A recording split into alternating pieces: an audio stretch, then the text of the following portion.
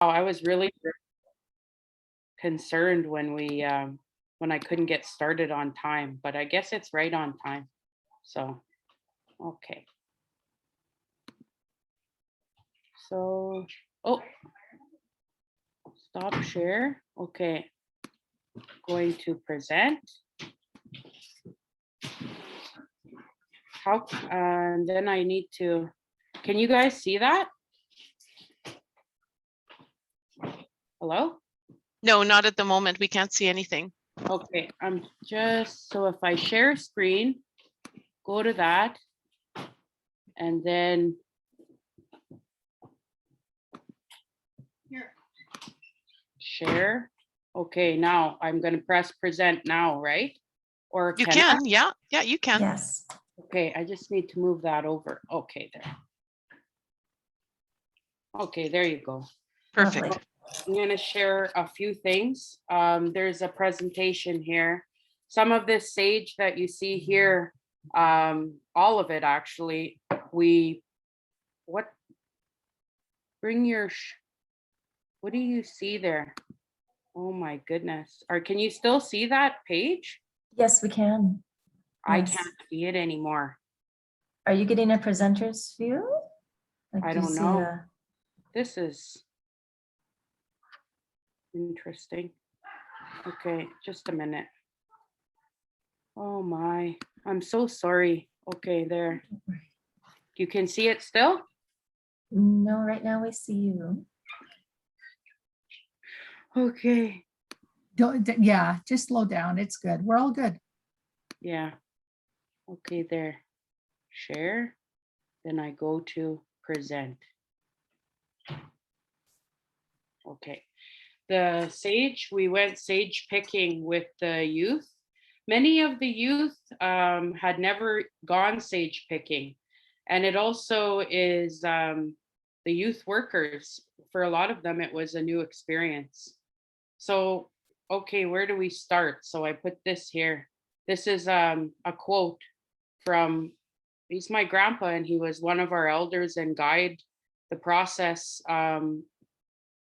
And he said, the starting place. So when you enter the lodge, you acknowledge the grandfathers. When you pray, you start by giving thanks. So that's always the starting place. And that's him there.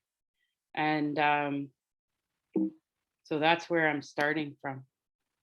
So the first part, I want to just acknowledge and say thank you to the Honoring Life team. As Métis Calgary Family Services, this has been a really powerful way of supporting our youth and our community, because we were able to come from a cultural perspective first, and for that to be honored and acknowledged. And that's really important to the work that we do, because when we start with culture, we really can influence and support our community. So thank you for that. Okay, so again, my screen. I think what's happening is some reason anyway. Every time my phone rings, that happens. Okay. Okay.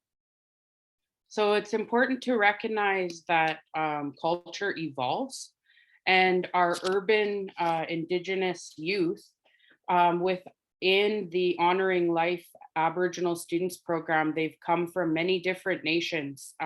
Some of them are completely unaware of their cultural identity and what that means for them. So many of them are sort of in an isolated situation within their schools, where they may be the only Indigenous kid attending a school. And we see that a lot. So when the youth get to come together twice a week for their workshops as a large group, back when we did in person and as well on Zoom, this has been really positive, because the young people are able to see, wait a second, I'm not the only Aboriginal kid. There's a lot of kids just like me, and they are sharing that sense of identity and belonging, and they're really feeling supported in those environments. And we have our elders come to our groups, and we're thankful for that they continue to be with us, to support us and remind us about life, and to support us and remind our youth workers and our youth about life. When we look at honoring life as within the Aboriginal Students Program and as a community, the intent with the community as the medicine model is around suicide prevention. And we knew that, but we don't always have to talk about death in suicide prevention. We talk about life. And in sharing our culture with the young people, then there's a lot of opportunity to celebrate life and to be happy about our lives. And so we thank the elders for that as well.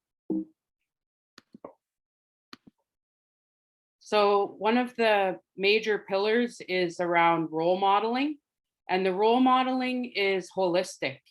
It happens across our whole organization, and it happens with within the small group of the Aboriginal Students Program.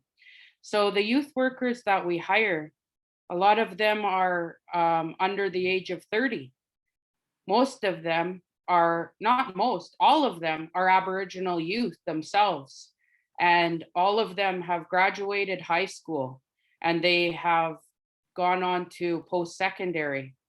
Many of them have those cultural teachings they carry with them, and they're able to role model to the youth, to say, wait a second, look at this person as my youth worker, that's my role model, and I have a lot to learn from them. And that role modeling is very natural.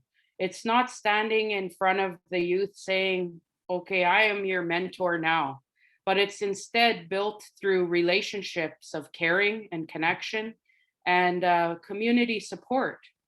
So the natural process of role modeling, we see that happening also with the youth, where the youth are mentors for each other and supporting each other in difficult times. And when we think of that word, development is a process that happens throughout the lifespan, and it happens based on life experiences. And so we encourage the youth by providing really positive life experiences within our program and within the relationships that they build. The ceremonies, the cultural practices, the art, and just ways of being. So who are we as role models? How do we take care of ourselves, and how do we show up in community and show up in relationships? It's really important that we understand our roles as young Indigenous role models in our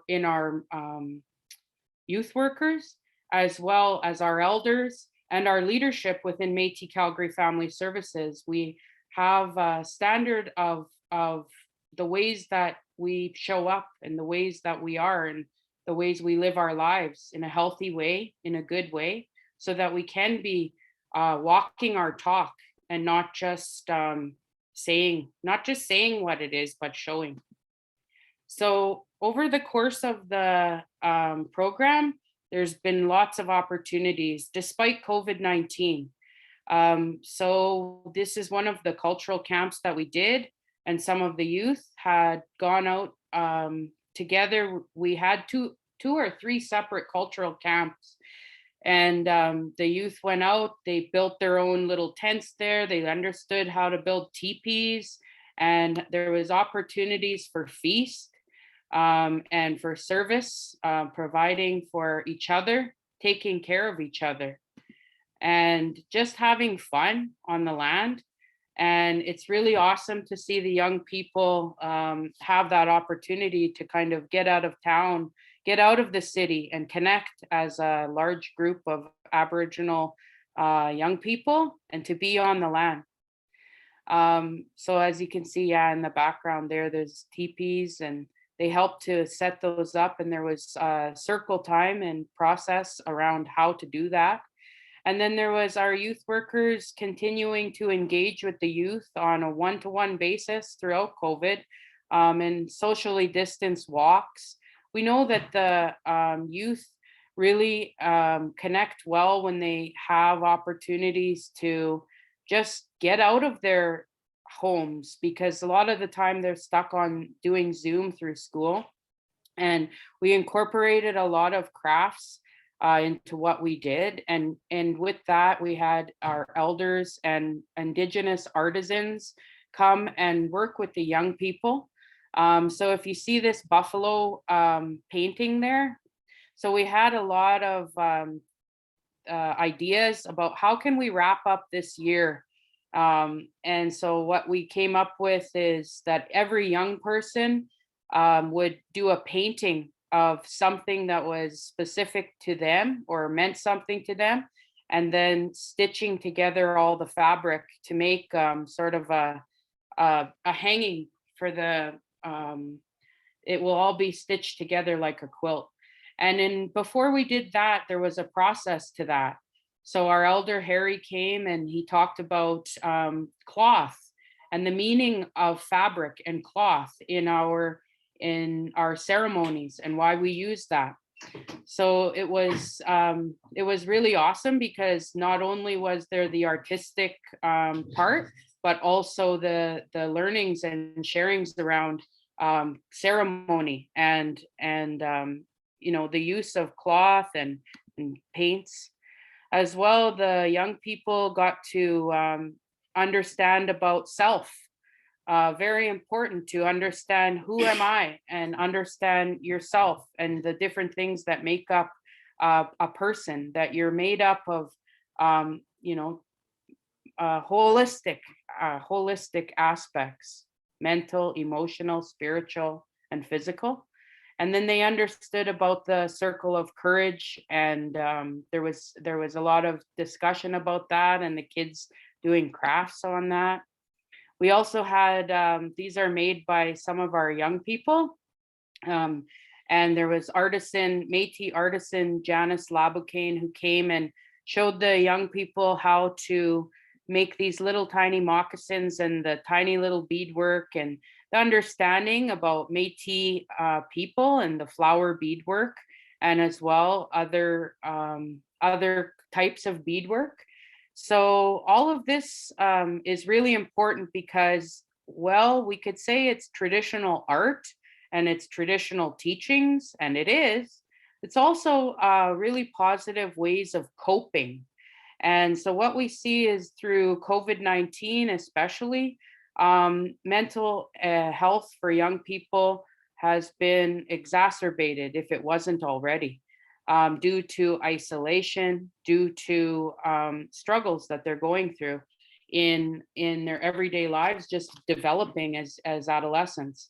So these coping skills that we're providing are very much rooted in our traditional and cultural ways, but they are coming through that development, that when the young people become adults, they have something to fall back on, a positive coping skills and relationships with each other and their community.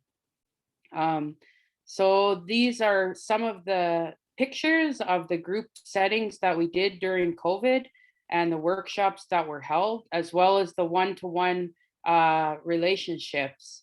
The kids have started doing TikTok videos now with each other and their youth workers. And when I said culture evolves, it certainly does, because we go from them sitting in ceremony and sitting in circle with elders, and next thing we're teaching elders about how can they access Zoom, how can they how can the elders sign on to go on Zoom, go on YouTube, TikTok, and we see the elders are now able to interact with us, and even doing sharing of songs, stories, and prayers for the young people, and just visiting them online. And the young people look forward to that. So we've had drum groups. With those, with the drum groups, these young men were getting teachings in regards to being young men and what that means for rites of passage. So a lot of the time, the young people, one of the breakdowns, and we heard this from the elders, was that young people, especially young men, will see themselves as boys up until the age of, say, 20, even 25. And the elders gave us teachings in regards to being young men, and that in traditional ways, you become a young man when you're around the age of 13 or 14. And what does that mean? What are the responsibilities, personal responsibilities for being a young man? And what were our traditional ways, so that they can understand themselves as developing young men and not simply as still boys. And this helps us to have a generation growing up knowing that there are adult responsibilities. Yeah. We were able to host a round dance, sort of. It was a mini round dance, and it happened right in the city of Calgary, just outside of our Native Network Family Resource Center. And there you see our elder, Harry Watchmaker, and you can see some of the young people and their parents, and the two boys holding the drums, their youth in the program. And actually, they had moved from their reserve to Calgary. And at that time, there was a lot of discussion from these young people about feeling a cultural disconnect when they went from the rural community to an urban center. And so we had this opportunity to bring people together in a good way, and we did. And the boys that came, I'm talking about the little boys, they watched the young men as they led our community, and then were led as well, being role modeled by Elder Harry. So it was really a fantastic event. And it didn't take a whole bunch of long-term planning and long-term meetings after meetings. It was a need that was expressed by the young people, and us responding to that need. And it turned out really well. And there was a lot of pride that day for our young people to be able to do that, and the parents to be able to participate. We also had many feasts and gatherings, and those were done in a COVID safe way. If you could see some of our young people and their parents, and we had stew and bannock served. And at that time, this was an honoring of the work that was about to ensue with the young people. So it was a time for us to come together in a safe way and, share food together. We kept our social distance. We made sure that people were sort of safe, and that people felt also within the COVID safety, but also the cultural safety is really important. So this is really important because it brings together community, when sometimes in an urban center, it can be challenging to feel a sense of identity and belonging when you're spread out all over the city. You come from different nations or tribes, or maybe there was a lot of young people that didn't know what their identity was. There was some that, grew up in care, and even their parents grew up in care. And so they had that disconnect or intergenerational trauma and disconnect.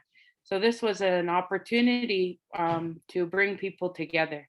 I show this picture because it's pretty cool. So with Métis Calgary Family Services, we've operated our Medicine Wheel Early Learning Center for about 25 years.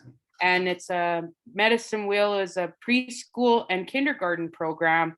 And unfortunately, the funding on Medicine Wheel sunsetted after 25 years last year. And it's important that I show this picture because, as you see, when we talk about longevity of services and a continuum of success within Indigenous programming, you can look at some of these youth and you can pick out five of them are in here, and they actually all went to Medicine Wheel together. And now you fast forward 12 years later, and 5 of these youth that are in this picture are graduating grade 12 from the Aboriginal Students Program together. They've maintained relationships. Look at that little guy. Anyway, that's him in the red looking up. And then that's him wearing his ribbon shirt that was made by a community member and elder. So this is what I mean by, you may not see the results immediately, but they are there. And particularly when we invest with longitudinal Aboriginal programming, and that's culturally rich and culturally based, we do see success with it. And I think that's proof alone. So by the way, I'll just share that little guy right there is my son. He's 6'4" and he's 18 years old. And I really support and admire these young people for what they're doing and how they take care of each other in community. And they are proud to be Aboriginal. They're not ashamed of it. They're proud of it, and they share their knowledge with others in a good way. And I believe that promotes truth and reconciliation. So I'm also going to just share with you another thing that I just got here, and that is our CEO, Lori-Ann Houle. She was saying that she knows Carol Carafel Breezen, and she wants to say hello. She's behind me, giving me a Post-it note. She said she used to sit on a board with you. So Could you tell? Yes. She's Yes, so hiding in Lori, the I said, background. "Oh, Come here. it's been 100 years. Hi, I mean, not how. Good to see you. We need to do tea. For sure. Are you in Edmonton? Yes, still. Nice to see you. Okay, I'll let you guys get back. Yes, yes. Sorry about that. So that's the slides I put together. And then I'm also just going to share with you all our Honoring Life reports, because our youth workers, when I talk about like development being ongoing, our youth workers worked as a collaborative to put these together, and they're excellent. They're excellent resources and presentations, and they really do support what we've done here. So I'll share both of them with you. And just a minute. Okay, I gotta go on to share. Okay, how's that? Is it showing up well? Yes, Hello? it is. It looks great. Okay, so here they've gathered as a group. See, some of this report was, most of it was during the pandemic, but some of it's just before it hit. So they went skiing together as a group. And here it's talking about that Indigenous students here, they attend many different schools across the city. And that supports them to build a foundation within their culture as a community. So this type of support, it brings the kids together. And often what we see is that the young people that go to the highest populated Indigenous schools in the city, they face different challenges than the young people that are going to more of the lowest populated schools in the city. So what we see is the youth that go to the lower Indigenous populated schools, the issues that they face are issues such as isolation, identity, loneliness, lack of cultural representation in their school. And they're really hit hard with that at school. But yet at the other side of the spectrum, the kids that are going to the higher populated Indigenous schools, oftentimes the kids there are facing a lot of other kinds of issues such as poverty, peer pressure, risks to be engaged in high risk activities. There may be things like family breakdown and the social determinants of health for these young people. It's very prevalent that those are at risk there. So here, the other is we supported cultural learnings with our young people through guitar and fiddle music lessons. And that happened with Dean Malcolm and Les Jerome. So we had to shut down guitar and fiddle in person in March, but instead we kept them connected over Zoom, so they could still hear the guitar and fiddle and see how to play it. And it's funny because everybody wants to be a musician until you got to practice, but there was a few youth that really picked it up and did well with it. So anything that really fosters positive relationships, healthy lifestyles, and that can help to create that strong sense of community amongst the youth, that's what we support. And through the positive role modeling, our youth workers and the outside community supports, we just encourage the youth to pursue their dreams, to pursue post-secondary and to complete their education. And education, we see that also as the elders sharing storytelling, and it's equally valued just as much as academia. So our foundation is culture and role modeling and relationships as the modality for supporting our community. And we've also, pre-pandemic, we're able to access the recreational facilities at the University Mount Royal, as well as Eau Claire YMCA. And that really helped young people to develop, again, those coping skills, those healthy habits, and to cultivate those coping strategies in a young time in their life so that they can continue them on throughout their life journey. And I talked about the role modeling being across the board. So the youth are also acting as role models and mentors within the larger community. Volunteering opportunities during our sober family dances that we host within our larger agency and Native network. The youth will often do face painting or serving food at our annual picnic. And so they become leaders within the community as well. Okay. The other is we utilized a lot, like I say, a lot of Zoom, and in order to just keep our weekly activities going. And it was a challenge at first because we really didn't know how we were going to do it, but we figured it out. And during those, during the pandemic, we've really seen an increase in calls regarding mental health, depression, anxiety from the youth and also from their parents.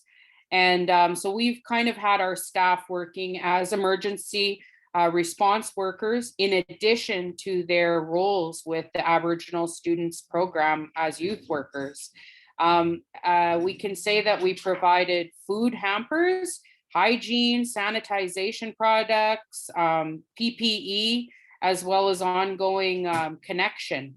And the youth, surprisingly, they really did love the Zoom groups because they got to continue with that.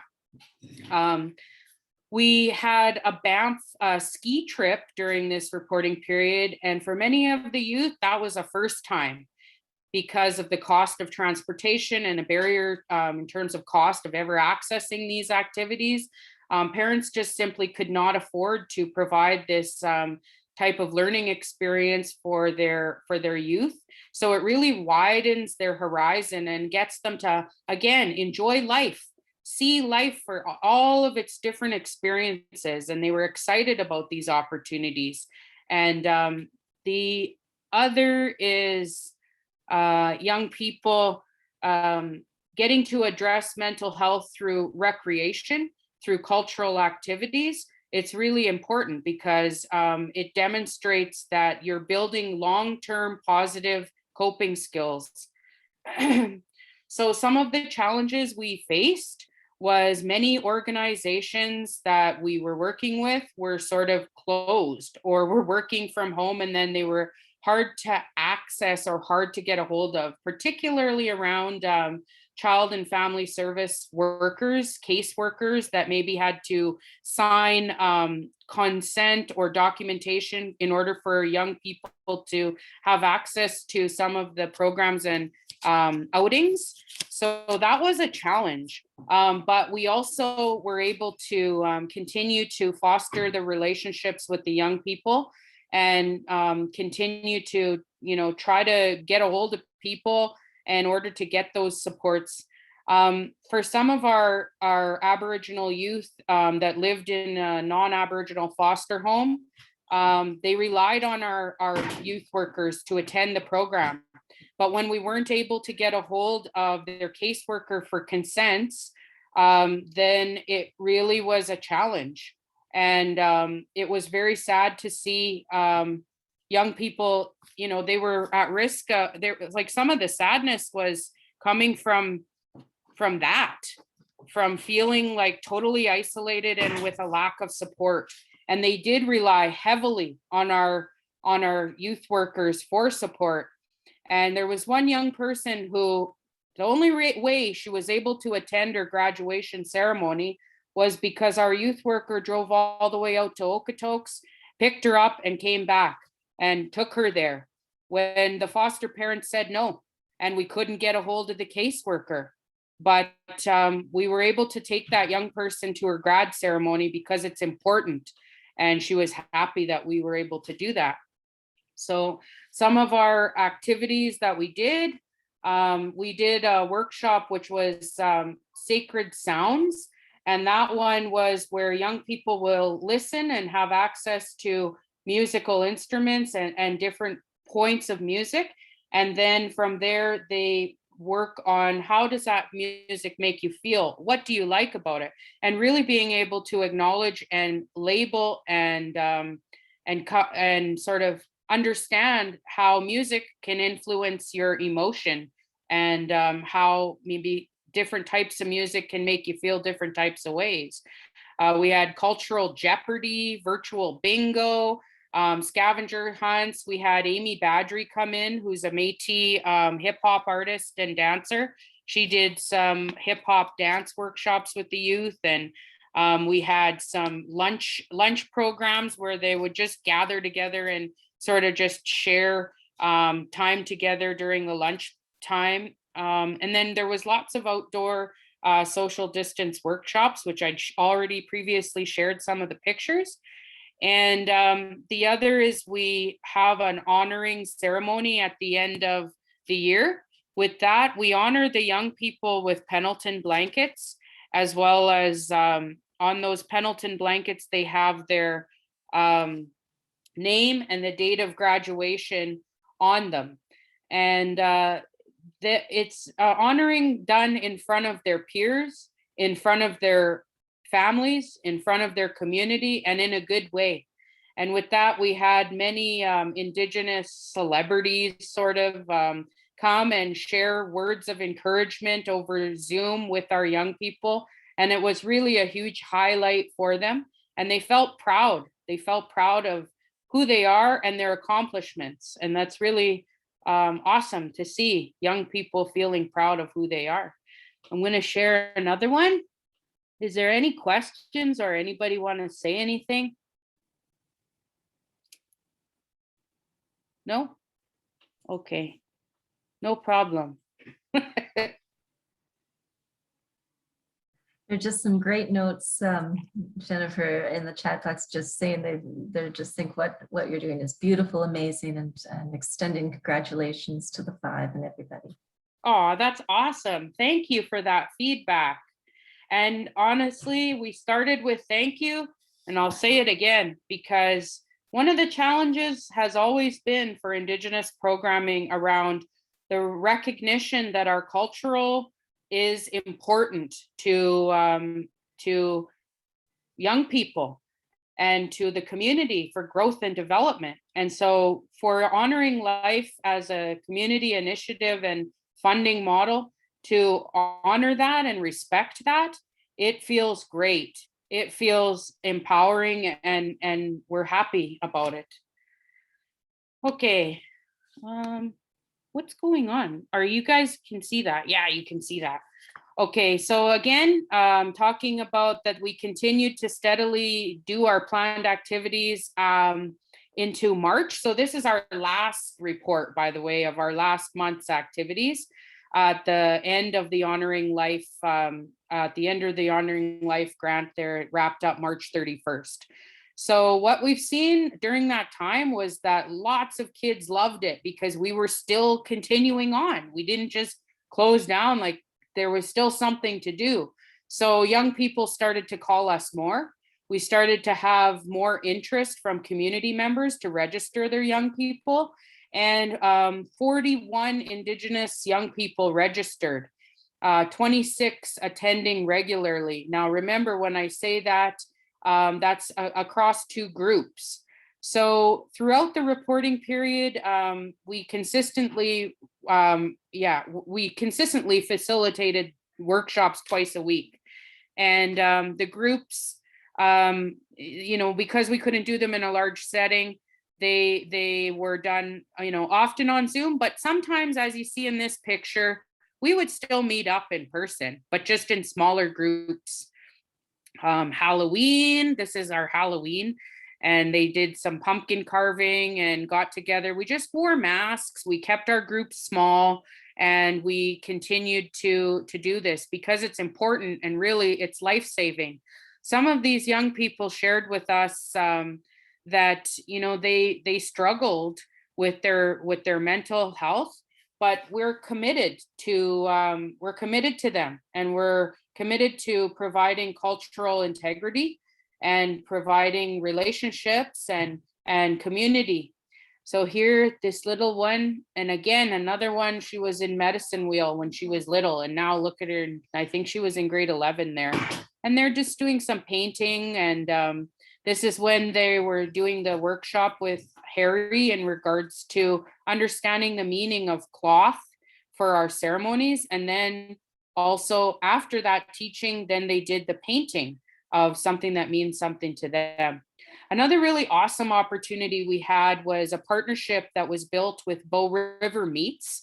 And during the pandemic, many of our families were hit really hard with financial struggle, either due to loss of income by employment, because a lot of the parents were working in the service industry, or they were working in places where they were no longer able to go to work. And so there was many parents lost their income and were just struggling. We also had issues where parents, did come down with COVID-19. And at that point, we really had to be responsive to the community needs. So we were providing essential food hampers to the community. And those included meat hampers that we distributed, 45 of them actually. And the thankfulness and just a sense of relief was definitely well received from the families. And again, that's a very traditional way of doing things. But as we know, culture evolves. So in the old ways, we would have a hunt and maybe share moose meat or our caribou meat or deer meat. But within our urban center, we were still sharing meat, but it was coming from the butcher there, Bow River Meats. So the next is our Monday and Tuesday night workshops. Then we just continued on with our Zoom meetings, and our workshops included things like trivia games. Where there was a big focus on mental and emotional wellness. And it says here about the clay moccasin making, and you saw those in the pictures. And we also had teachings around summer solstice from our Anishinaabe elder Patricia Denard.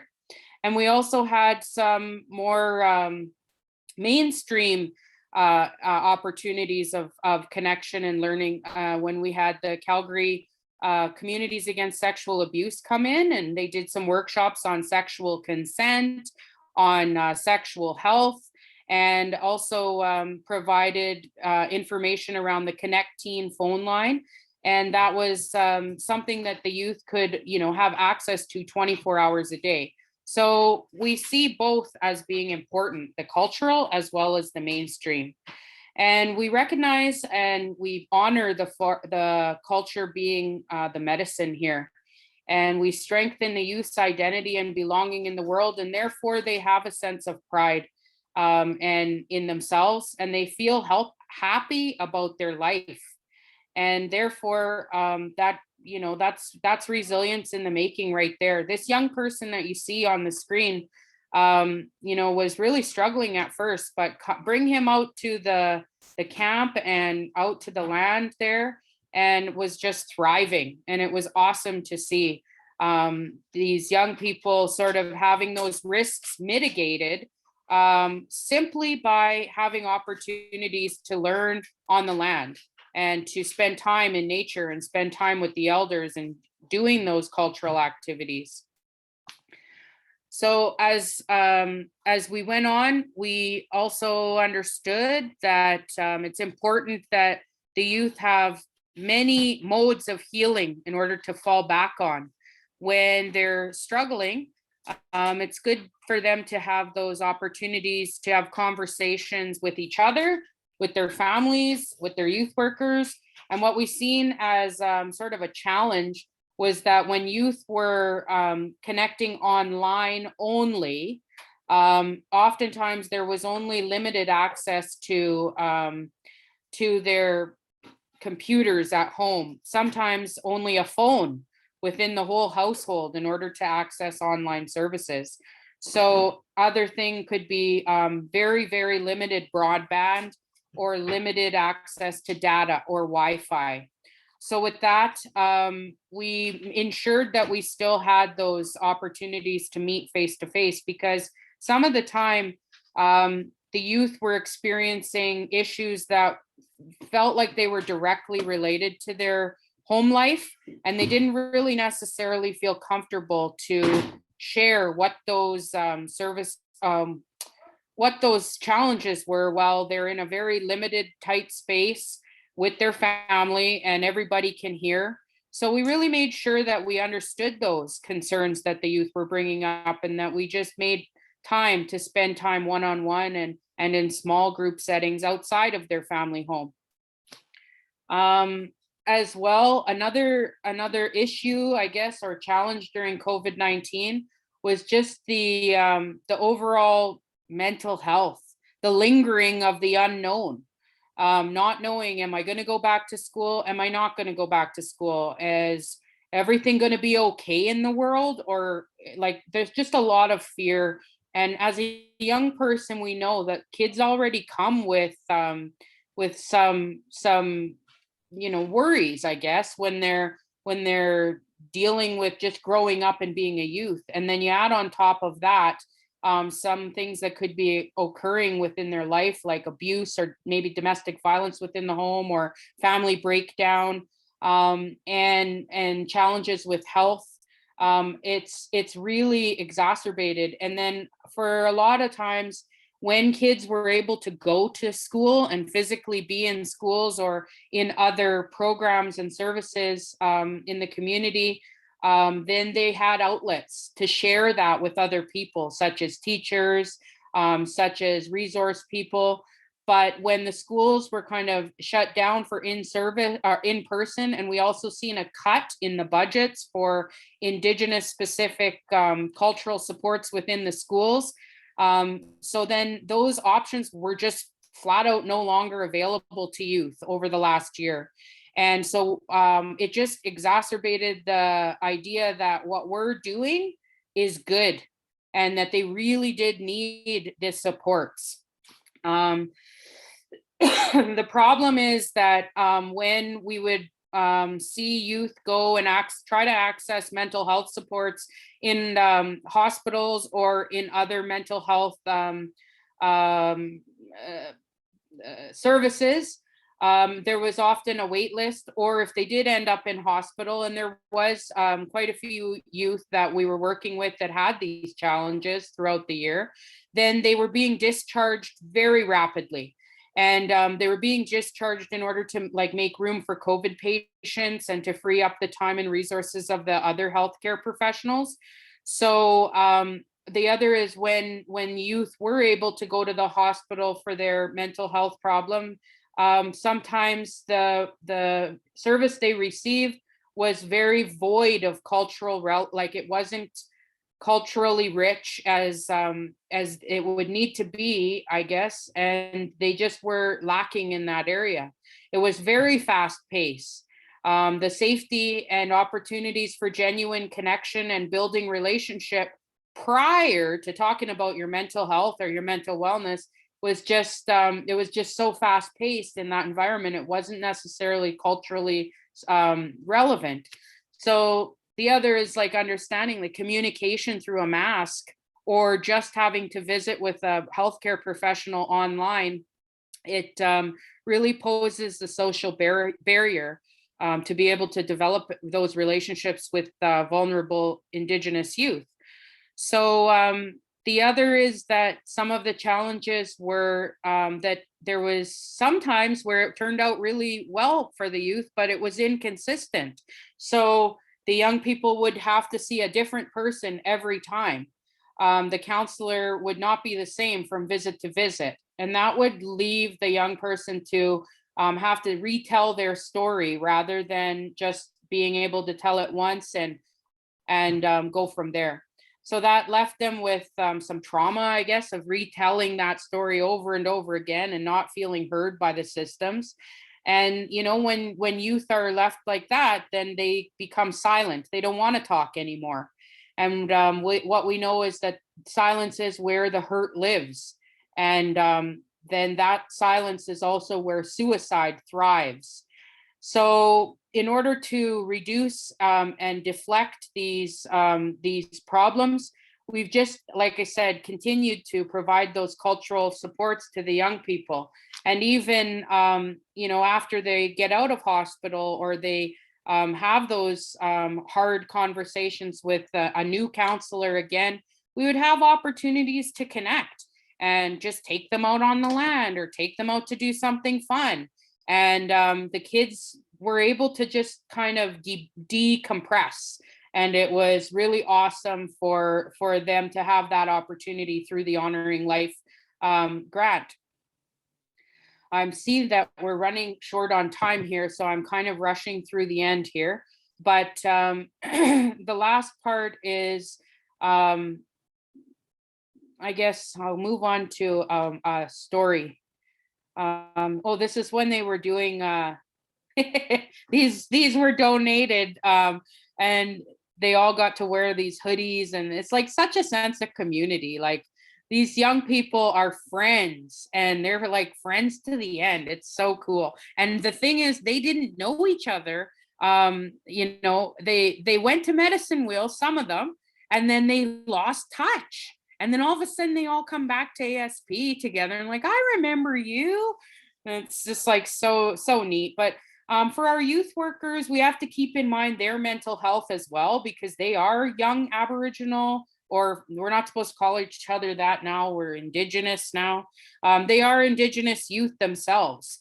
And so, you know, late night phone calls, text messages, getting messages through Messenger, they have to be able to maintain that sense of balance and emotional and mental and spiritual well-being, and be able to cut off from work, even though it is it's a constant. So there has to be more you know, understanding that as Indigenous people doing this work with Indigenous people, it's hard, and we need more support in terms of more manpower. And even when we're working within COVID-19, there was a lot more planning that and preparation that goes into to bringing things both online and in person. You have to be able to really balance that and yeah, oh darn, that came up. To be able to balance that. So it just takes persistence and really a lot of spiritual grounding. And there's been a lot of successes. And as you see here, they were putting together the COVID emergency response hampers, including some of that, like I said, the meat and the food for families. And this was really an excellent way for the youth workers and the youth to support the community and support each other. And I'm going to end it with this this success story. And this is this kind of wraps up sort of why it's important. So when we think about Brittany, we meet lots of youth, but Brittany turned 15 years old this year, and she had not been in school since grade 7 when she was 12. Brittany had really shown a lot of growth by making different adjustments to her life so that she can get what she craves for herself and feel good about her life. Brittany had always struggled very much with trust. And I think, and this is from a youth worker, I think it had a lot to do with where she was before, which was incarcerated at the CYC. And she was surrounded by toxic people and situations prior to her coming to her mother's care. Brittany is also an addict at 15 years old, and she's currently on the Suboxone program to manage her addiction. She's still a very heavy smoker, but she cut back quite a bit over the last few months. And we've been talking about harm reduction strategies like switching to vaping, not drinking when she has something important to do the next day. She's also talked about feeling depressed, and sadly that she has had thoughts of suicide.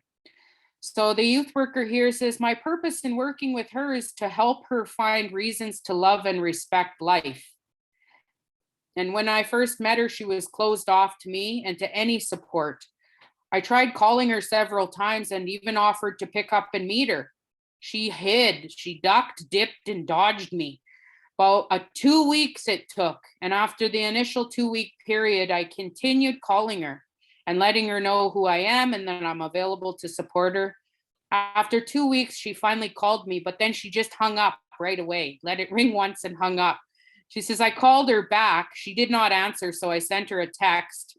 Finally, she texts back and says, yeah, I do need help. Thank you for continuing to check on me. And that's what started blossoming into a really positive relationship. She was quite the hard egg to crack, she says, but I continued to reach out and support her. And the ways that we supported her, I've already shared. So now we're proud to say that Brittany is enrolled in an outreach school program, and she's continued to be in school. She's very happy with that school because she said that the people there care about who she is as a person, and therefore she's experiencing success. She also expresses lots of interest in being with the elders when she has opportunities to come online with them, spend one-on-one time, or just sit with the elders and learn. And she's always the first to stand up and be involved in the cultural activities, providing for the elders by helping them with tea, helping however she can. And she found out, the youth worker says, I found out more about Brittany's life and her interests and what inspire her. And she, after all this, she says, she loves to read books. She loves to listen to music, like country music and hip hop music. And she loves now to practice gratitude and mindfulness activities. So this is a young person who, she didn't know these things before. She was really struggling. And it's like that cultural connection and the consistency and never giving up. It really, really helped. And she's thriving now. And she actually hasn't experienced any episodes of wanting to take her own life. She's been talking about life and talking about the things that inspire her about life. And so we're very happy for that. And that's just one story. And there's so many of our youth that the stories are similar. But through this program and through the supports of the Honoring Life initiative, we've been able to, help these young people. And I will say another success is that 7 of our youth are graduating grade 12 this year, and that's a 100% success rate. Every single young kid that was in grade 12 is graduating grade 12. It's like, wow. So I think that really speaks to the success of not just